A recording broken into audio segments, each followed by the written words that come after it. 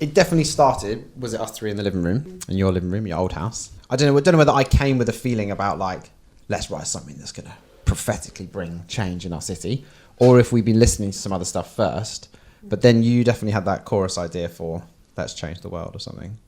And I was like, but it just, we were like, you would talk about it for ages. We talked about it for hours. Yeah. I just moved to this place in the middle of our city, from like just not very far from where I lived before, but just felt like we were moving more into the grittiness of the city. And I was like, that's what I want to do. That's where I want to live. I want to live right in the middle of town, because that's where I see something like kicking out. Like, I don't even know if it's like something happening in the middle of a city, but moving out from the epicenter of it. And then Sarah was like, oh, it feels like, what would revival look like if like kicked off on Preston Street right now? We were just looking at the miracles that Jesus did, and then if he was to do them, for example, on Preston Street or just in the streets of Brighton, the way it was written, but now what would it look like? Yeah. What would it actually be like? Yeah, and what sort of difference that might make to a street, or even what a street revived would look like, actually how those businesses would be running. And there's a lot of cash only signs on my street. We're like, would there be a lot less tax evasion if change actually came? Because when you first presented the song to us, it was pretty much a verse and a pre, wasn't it? And then you had a rough chorus of the kind of thing we wanted to say, but we know we hadn't quite cracked it.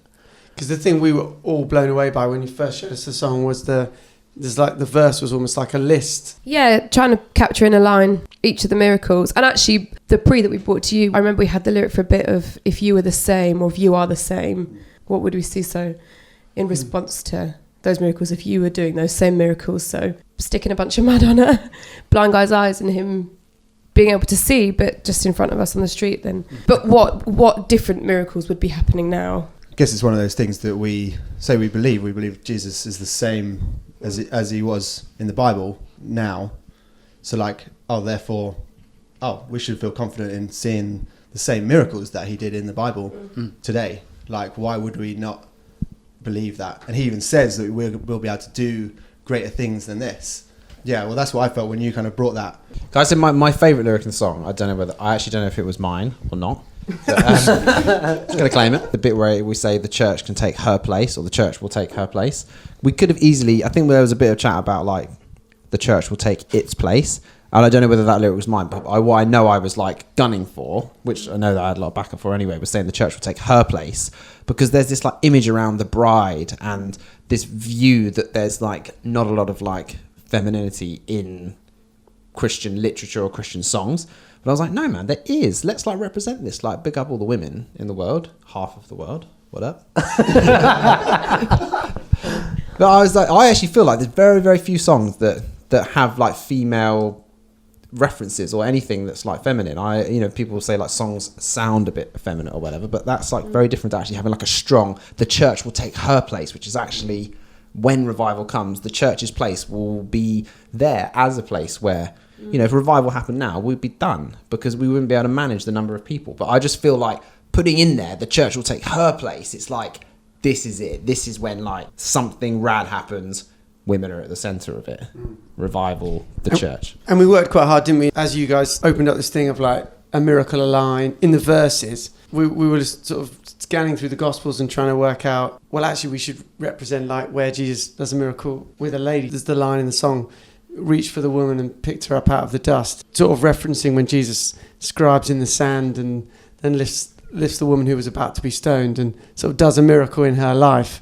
I mean, just going back to the verse thing, I remember when you first showed us the song and you were obviously sitting with this theme of what would it look like, revival today.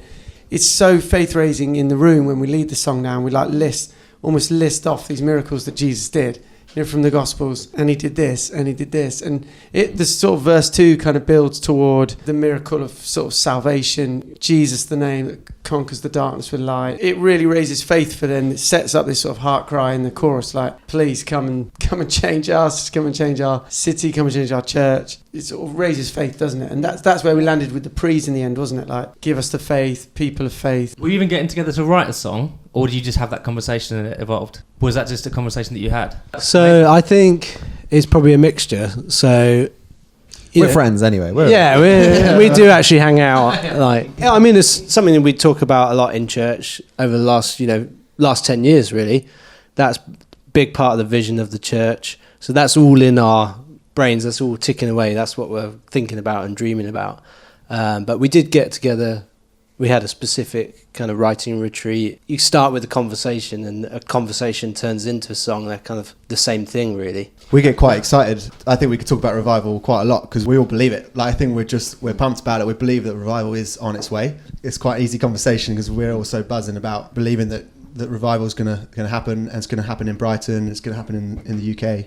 Yeah, and we're like involved in a church and a network and a movement of where it's not static, and there is a lot of growth, and a lot of people become Christians and people's lives are changed. So it's not like we're not seeing revival. There's just like that we've always got like glimpses of like pretty cool stuff which is happening around us. It's not like we're just all hanging out with Christians the whole time. Do you know what I mean? It's not like there are people like joining us all the time, and it feels like it's not hard to imagine if that like doubled and trebled and quadrupled. Like that would actually, then we'd start be moving towards something which actually started feeling a bit more like what we're describing in the song. Yeah, I mean, really practically in terms of our writing, it definitely is out of life together. We're in my kitchen at the moment, but we're in and out of each other's kitchens and homes, and so all these conversations are happening. Actually, with this song, it was quite interesting you asked the question, because we were sitting on the idea maybe up to a year from when it was birthed at your house, just with kind of an acoustic, when we were trying to get some songs going again in the life of the church. And then it sat on a voice memo for a year until we came round to a more like intentional songwriting retreat. And it was pretty buried in the list of ideas. And I think one day we said, we should try and work on this. And then the chorus came, and I always knew it was a hit.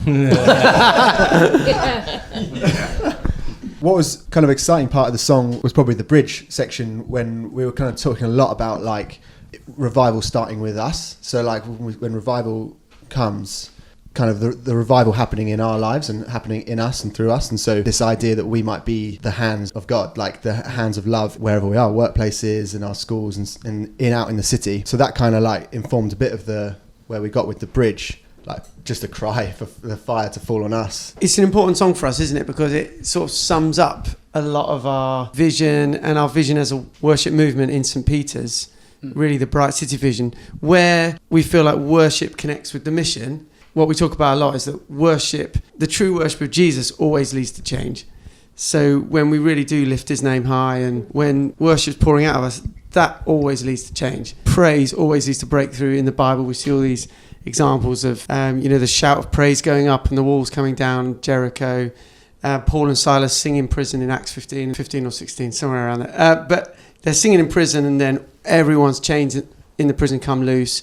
Worship's so powerful because of the one we worship. So when we lift Jesus high, he starts to change things. So this song sort of sums up a lot for us, because when we sing in that bridge, we can see our King is coming. We believe a change is coming. Lift up a shout of praise. We actually believe something powerful is happening in the atmosphere in Brighton, in our own lives, because Jesus is being lifted high. It is prophetic. We talk about in our team worship going at the head of the army. You see so many examples of that in the Bible. So it's an important song to us, isn't it? It sums up a lot, which is why the record's going to be called Change.